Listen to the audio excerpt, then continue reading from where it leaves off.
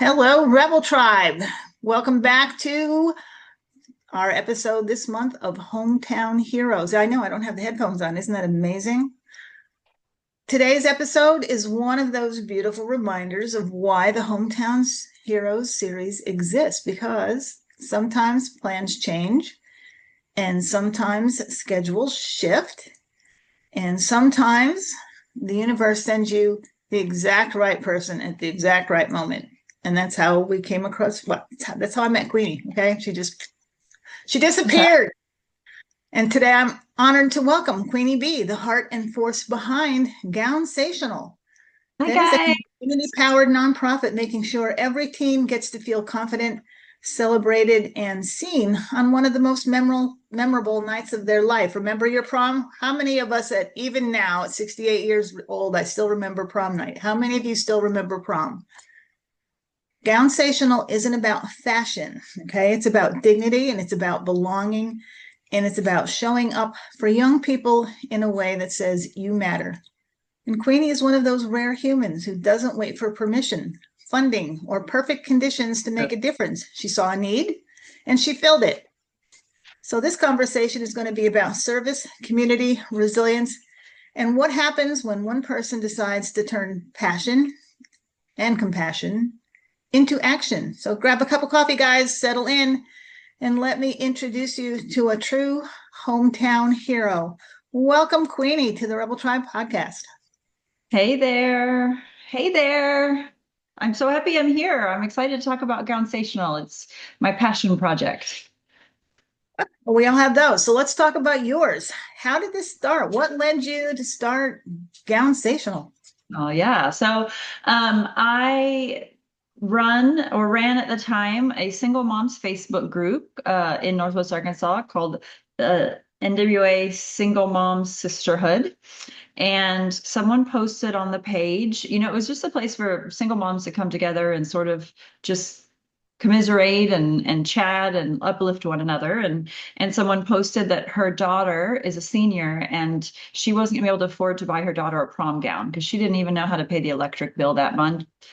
So 100, two, three, $400 prom gown wasn't even on the list. And she was saying, I've been crying for a week because I couldn't afford to send her to prom last year either. And she's saying it's okay, but I just feel, heartbroken over this. And I was like, man, there are so many people that have a formal gown in their closet that is just gaining dust until it's eventually thrown in the landfill after it goes out of date. I want to get the gowns from those closets into the hands of girls like this. And so that was January 24th of 2024. And I reached out to some of the other moderators in the group page, April Babinek, Menny, Misty, Becca, and I said, what can we do? And so we decided that we would do a gown drive. And we would gather all these gowns up and we would do a one-day event where we would give out the gathered donated gowns to any teen that needs one. Yeah, so that's how it got started, was just a simple Facebook post from a mom who was hurting. Everybody talks about it, how horrible it is, but I tell you what, for things like this, it's a godsend. You know what? Ah, Definitely a beautiful, horrible thing. It has created so much goodness and so much ill at the same time. It's hard sometimes for me to weigh which wins in the end, but in this case, certainly for things like nonprofit drives, it's something that would have been absolutely impossible to get the traction that we got very quickly with the gown drive without social media. It would not have been possible. In fact, it was 6 weeks from when I had the idea, January 24th, and then we did our first event. We did that first event, March 8th of that year. So it was 6 weeks. Girl, we gathered over Guys, I hope you're sitting down. We gathered over 600 prom gowns, formal gowns. We had 14 media interviews. We were featured and mentioned by Bobby Bones, which is a DJ who's from our area and is nationally syndicated. It ended up even, we got so much media traction, they reported it in Seattle, Pittsburgh, Cleveland, I think, to the point where actually the gown drive was called Gowntastic originally, but there is a Gowntastic in Ohio. It's just a boutique, Gowntastic boutique. They started having people trying to drop off prom gowns at their location, and they were like, "What is going on?" So they ended up reaching out to me. They're like, "You can't use our name. You know, we have it trademarked," which of course I had never even considered looking up trademarks when I came up with the name. So hence the change to the name Gownsational, and actually Gowntastic in Ohio was amazing. They actually ended up packaging up a bunch of their own prom gowns and donated something like 30 gowns to our cause because they were so proud of it, which is just incredible. So yes, this got very big very quickly. And at this point, we have been able to, in the last 2 years, donate over 700 prom gowns to teens in need. So I'm incredibly proud of that in the Northwest Arkansas area. That's absolutely fabulous. I mean, I'm thinking Yes. back to my own prom days, and I know there were several girls that just they didn't go for that reason. They didn't have the money for gowns and Well, and things. we work closely with, we reach out to DHS, to the Children's Safety Center, to Dress for Success. I mean, there are people to whom a prom gown is so low on the list of possibilities as to be ridiculous, right? When you don't even know where you're going to be sleeping next week, prom gown just isn't on the list. So what we're trying to do, we're not putting food in anyone's belly. We're not able to provide housing, but what we can do is show these teens, it doesn't matter where you are. You may be in foster care. Who's going to buy a girl in foster care a prom gown? You may be in foster care. You may be living in a shelter. We still care, and I can't do much. I can't fix your situation, but I can hopefully help you have the same memorable prom where you feel beautiful and seen as much as the girls who do have means at their disposal to purchase a gown. People don't understand how important that can be, those little rites of passage that every high school kid goes through. I mean, I remember my grandson graduated in 2020. We all know what that year was like. He missed all of that. He missed prom. He missed the senior class trip. He missed all those things. And it really made a difference in how his senior year went. And now he's watching his siblings have their senior years, and And he it's didn't it know that. it hurts. Sure. It bothers him a little Well, because he doesn't and have that memory. exactly. And in these teens' cases that are in tragic or difficult circumstances, they're watching everyone else is doing it. I'm the only one that's not. I'm the only one that doesn't have an opportunity because my parents can't afford it, or maybe I don't even have parents in my life right now. So what we're trying to say is you deserve this. You should have this experience. It's not life or death, but it maybe shows in a tiny way someone is thinking about you, someone cares about you, even if it doesn't feel like it right now. There are people that want to help you, and this is a way that they're doing that. And so getting these gowns out, as a matter of fact, I'm incredibly proud that Dress for Success, Bentonville, took a lot of the gowns we had left over, because of course we had hundreds left over. They ended up building I don't know if the right word is a trailer, but they ended up getting a trailer and driving the leftover gowns to a bunch of the local schools, that they would set up the gowns in the counselor's office, and girls could come in between classes or whatever and try to find a gown if they needed one, because a lot of the girls, a lot of the teens that we're working with have difficulties with transportation, and so getting to the event that we throw even is an impossibility. So Dress for Success took some of those gowns and delivered them to the schools to make it that much easier. That's amazing. I didn't even think I can't even fathom that. That's amazing. And if you guys Yeah, don't know about Dress for Success, hang on because they're coming on here soon. So stand by, you'll learn all about them.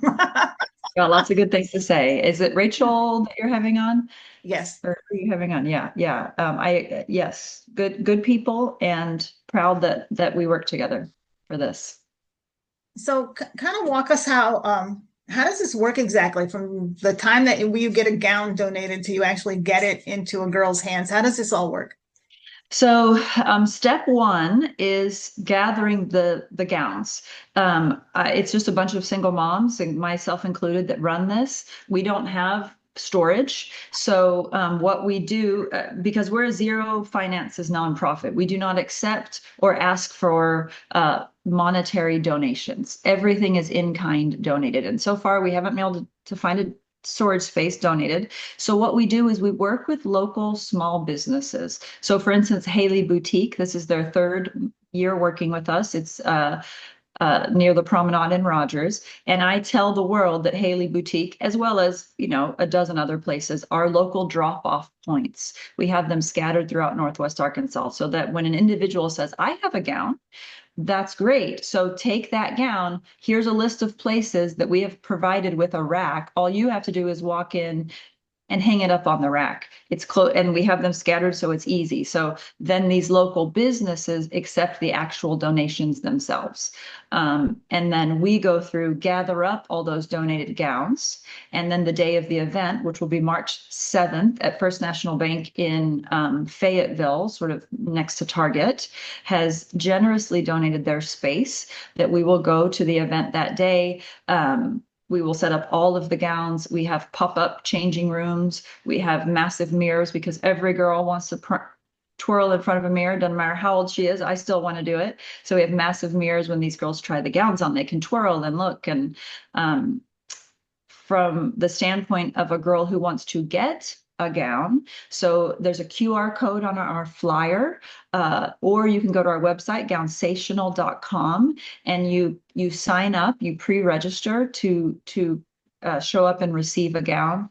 The first year we didn't have anyone pre-register, just sort of like everyone could come. And the problem is they all came right when we opened the door. So we had 2 people there at 1 o'clock and then no one there at 3 o'clock. And it was just sort of chaotic. So we've learned. So now we let a certain number in at 1 o'clock, a certain number in at 1:30, a certain number in at 2, to make it a little bit easier.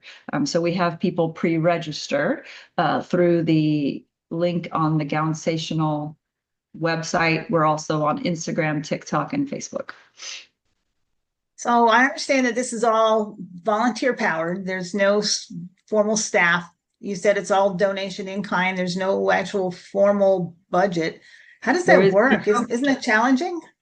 It is challenging. It would be so much easier if I said, hey guys, give me money and I can buy state-of-the-art racks. What I don't want this to be, this is not to put money in anyone's pocket. I want this to be purely from the heart. We don't have the ability to give out tax break, to give out, what are those called when you give out? We don't have the ability to do that. This is purely people that want to help. They are going to get nothing from it except knowing that they helped. And so we have small businesses, for instance, like Bella Jade Massage in Bentonville. They bought us a rack. The racks that we had last year were so overladen because we didn't have enough that a lot of them crushed under the weight. I have learned in my time that prom gowns are long and they are heavy. And so we need tall, industrial strength racks to hold them up. And so small businesses donated racks. They literally, we said, here's a link. This rack is $120. Would you buy one and have it sent to the girl who's in charge of that, have it sent to her house? So we set up the Amazon link, people purchase and had them sent to her. The same thing with hangers. Prom gowns tend to slip off of hangers or be too heavy for hangers. And so we need the velvet ones and we want it to feel luxurious. So we want all the hangers to be matching. So they're black velvet. So people have logged into Instagram and Amazon and sent us the black velvet hangers that are heavy duty enough for these gowns. So yes, would it be easier if people gave us money? Perhaps.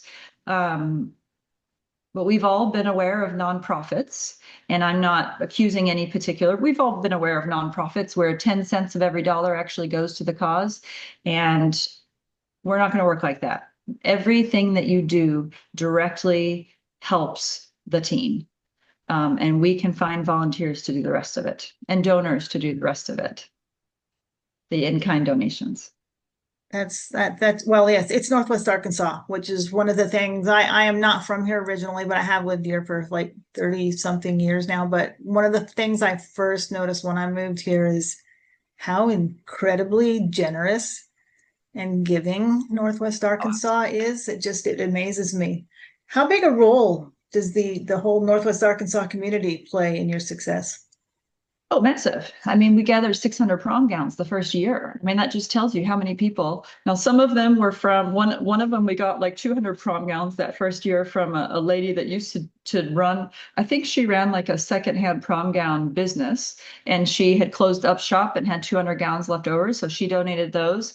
But other than that, I mean, it's just literally people like you and me that hear what we're doing and say, you know what, you're right. I actually do have a gown. I mean, I've donated gowns, right? Because we all have a gown in our closet. Most women have a gown in their closet, or we have people that are like in beauty pageants and they're donating gowns, and they're like, these are gowns I wore for one beauty pageant. I don't need it anymore. A lot of people try to sell them on Marketplace, and then when they're unsuccessful at selling them, they will end up donating them. So um, sometimes the generosity of people is absolutely stunning, and Gownsational is one of those times.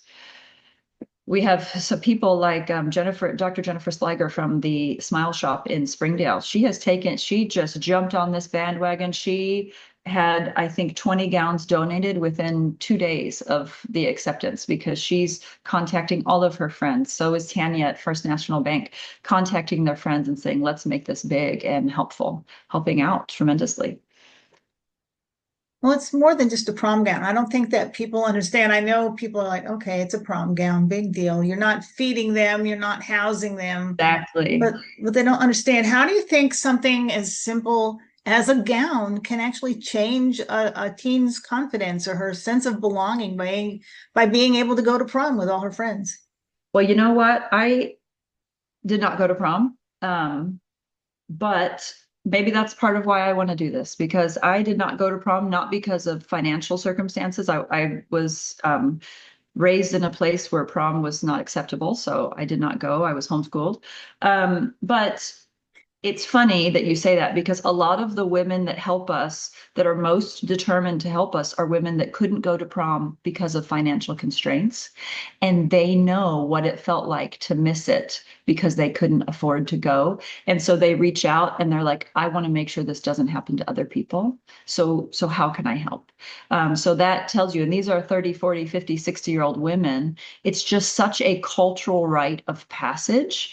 And yeah, there's girls. My own daughter chose, doesn't want to go to prom. She's not interested in it. So there are some teens for whom it is not important, but for many others, it truly is. And so we're not just giving them a gown, we're giving them the opportunity to have the same. We're saying you matter and you deserve the same experience as everyone else. That's what it's about.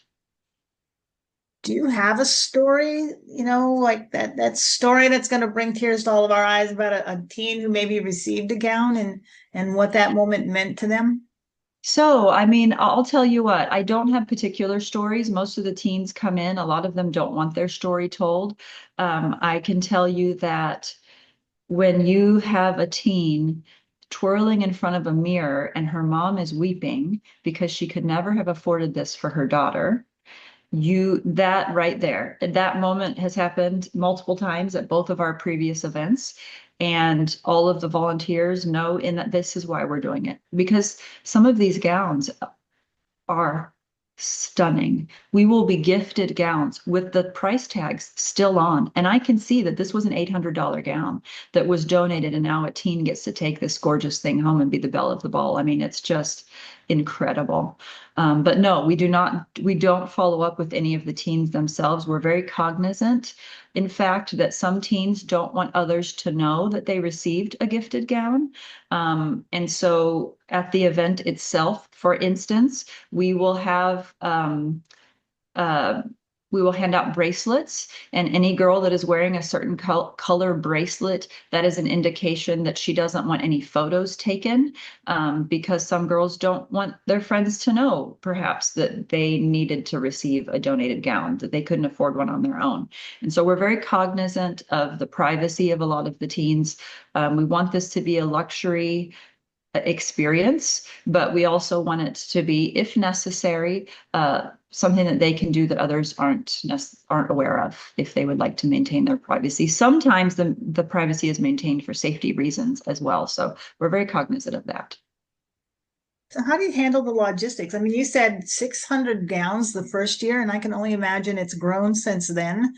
How do Yeah. you handle all of that running around to these drop-off locations, getting all these gowns, getting volunteers? I can't It, imagine. I'm not that organized.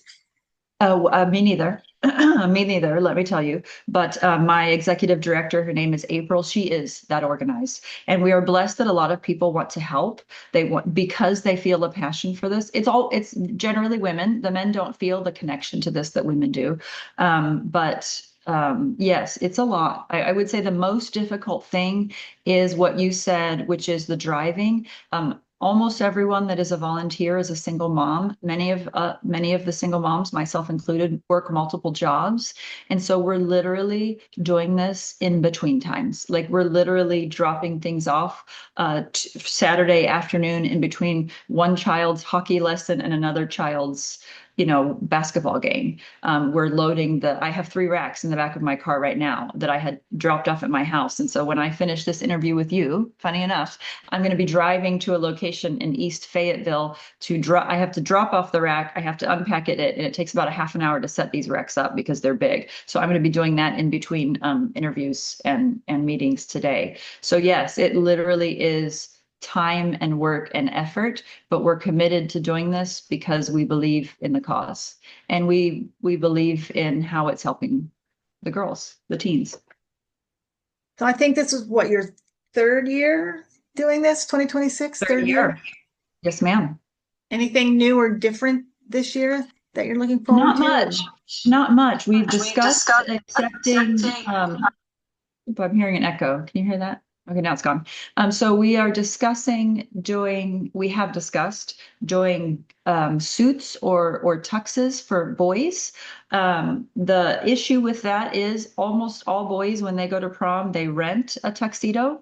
And what a teenage boy wears, the size. So we just there aren't the donations there. Most men do not have a suit or let alone a tux in their closet that they're able to donate. And so we haven't been able to do that. We have a lot of people asking about donating shoes. That's another thing. We tried that the first year, but we got a bunch of shoes that were pretty used, and we didn't feel like it would be sort of appropriate to even put them out. And so we aren't doing shoe donations.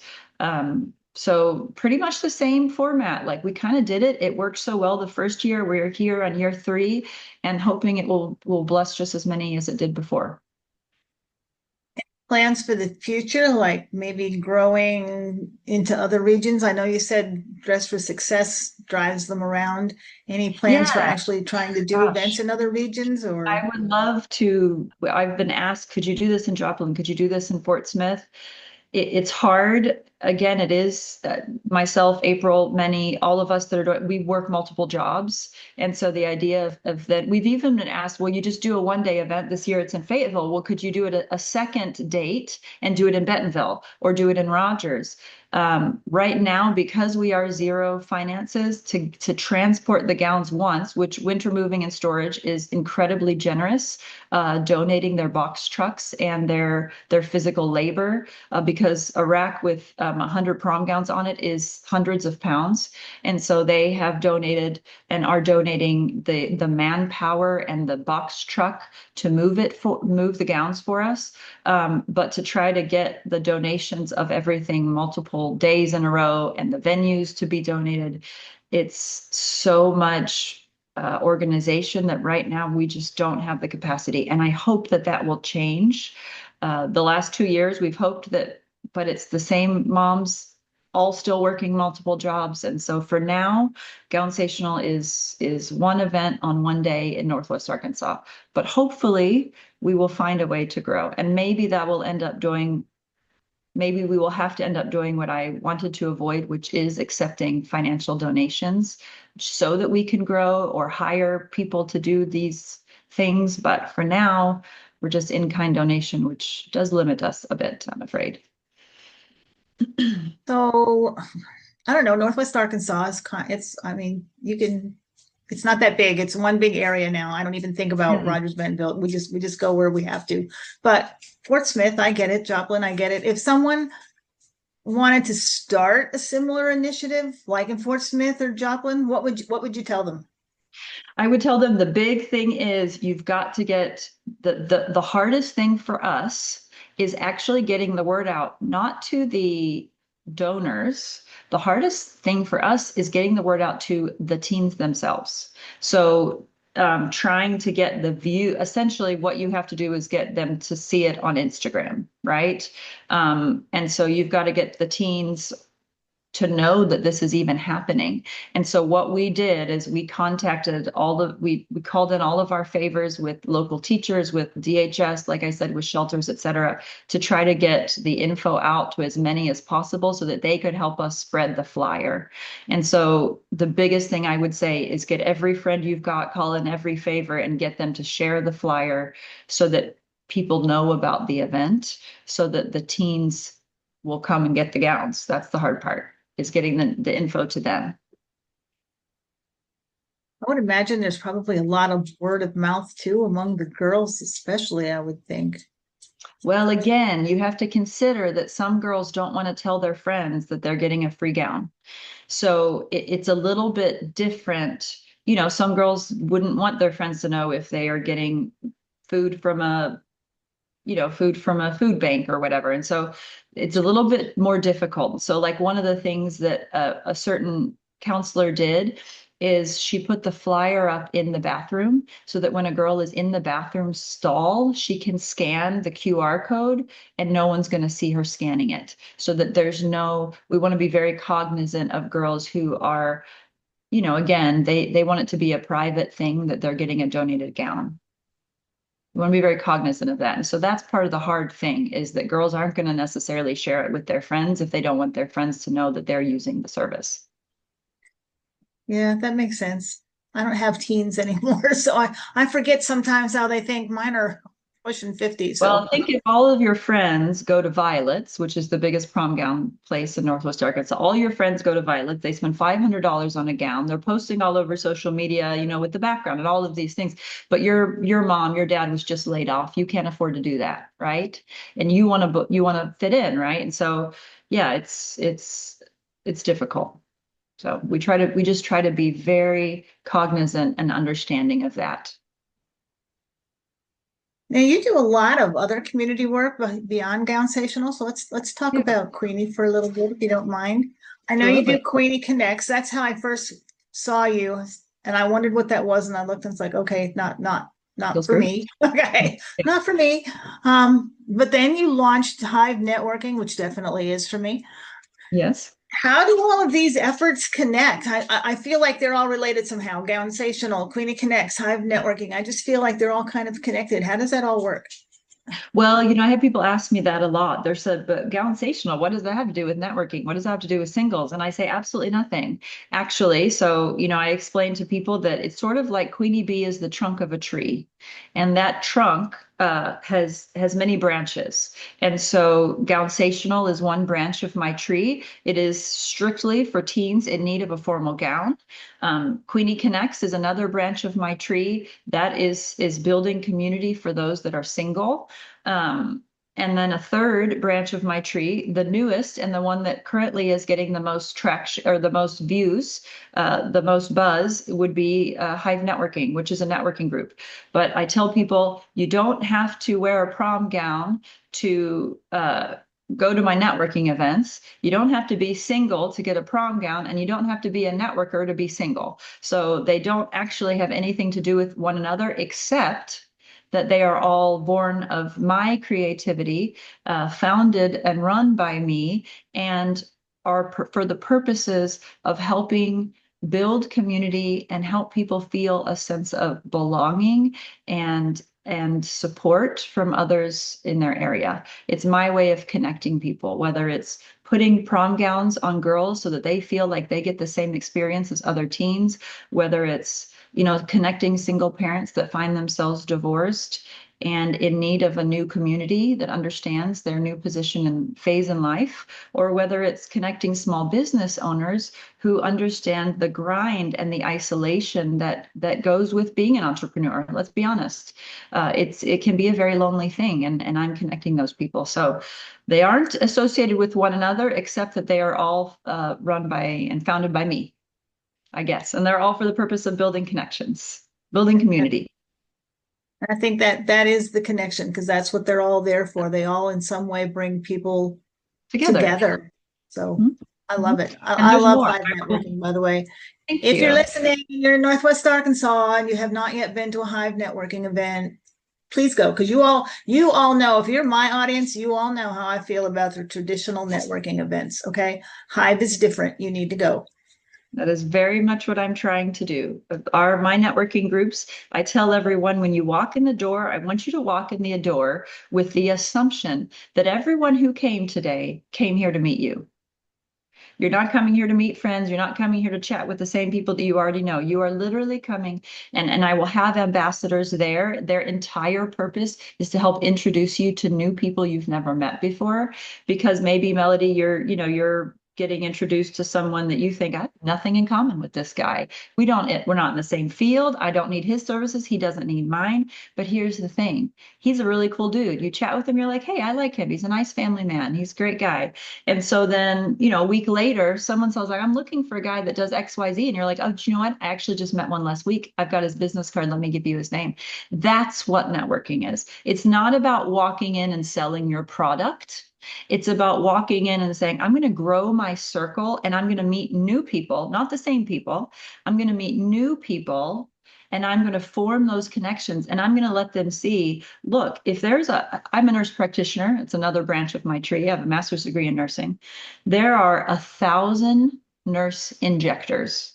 They're just everywhere, right? Just like there's 1,000 realtors. Why would I choose me? Why would someone choose me as a nurse injector? Well, maybe because they met me in person. They're like, she's really nice. I like her. She's cool. When I want my Botox or whatever, I'm going to go to her because she's a cool chica. And so it's about building your personal relationships and showing people your integrity and your honesty and your friendliness, so that in the end, when they want to support someone in that field, maybe they'll choose you. And that's why it's been so successful, because we don't allow selling. It's not about selling. It's about growing your circle. It's two very different things. It was definitely, I noticed the difference immediately when I went to my first one. I met several new people. I have to admit, I probably did not get as many actual "this is what I do" speeches as you would get at a traditional networking event where everybody stands up It's and goes, good. "Hi, my name is blah blah Yeah. blah." But That I you will had not ever really enjoy. good in-depth conversations with several people Good. that, it was great. I love it. We're going again. Okay. I That like says it it. right Well, there. I'm going to the next one. So I love it. I love it. Well, and you know what? We anticipate 300 plus at this next event as well. So yeah, it's going to be packed. I'm excited. I'm excited. I love after every event I get best at you. I met so many people. One of the guys who's working as an ambassador tomorrow, who's helping greet people, he said, I wanted to do this because at my last event, I ended up with 11 follow-up appointments. And that's never happened to me at a networking event before. He's like, 16, but 11 within the next week. He's like, so I know that what you do works because it's different. And so I want to be an ambassador because I want to connect people like you connected me at that first event. So, I mean, it's just wonderful. I love it. He's just a hardworking guy that's trying to start a business like you and me, right? So I'm proud of that. I'm really proud of that he didn't have to pay money to advertise. He just came to an event which was free, right? And was able to get so much benefit from it. So that is just tremendous for a small business owner that has zero marketing budget, sort of like my new business. I don't have marketing budget, so I'm relying on you all to help me spread the word, which, everyone's doing beautifully. So it's a give situation. And it's been rather tremendous. so you have Gownsational, you have Queenie Connect, you have Hive Networking. You said you work another job. How do you do all this? Well, I mean, what keeps you going? I would go crazy. Like I said, I am not I am that not person. organized. I've actually slowed and pulled back a bit this year because I felt like I was doing too much. And you're out there doing more and I'm more. definitely doing too much. You know, I tell people I walk through the buffet of life and I just can't put enough on my plate to fill my belly. When I walk through the buffet of life, I have to have it so overflowing that things are about to fall off. And somehow I thrive on this. If I don't have that, then I feel like I don't have enough to do. I need more to do. So, but I am also blessed with a lot of volunteers, helpers. So again, with Gownsational, by a long shot, this is not just me. Yes, it was my idea. Yes, I brought it together, but no way on earth I could complete this if it weren't for Jennifer Wilson and many in April and all these people that are doing a lot of the grunt work. So it's not just me by a long shot. For Queenie, for uh, April, who does Queenie with me, different April. So yes, it's not just me. I'm the face of these brands, but I've said it many times publicly, and I probably should say it more. I may be the face of this, but by no means is it just me that is pulling these things off. These events, they're all events. What have you learned from all this? Like, what's the most important lesson? Because I can't imagine somebody running one thing with no budget and no staff. You're running at least three. What's the most important lesson you've learned? I would say far and away the most important lesson is authenticity. We are inundated with ads to an unimaginable degree, right? As humans in the tech world that we live in, you can't drive down the road, you can't listen to the radio, you can't watch TV, you can't even purchase an article without it itself being an ad. I mean, I'm sitting here looking at my bottle of this itself is an ad. We are so inundated, like buy Bath and Body Works. So we are so inundated with ads constantly that what people want now is authenticity. And Gownsational, there's no ad about it. No one's making money. You're not benefiting anyone's pocketbook.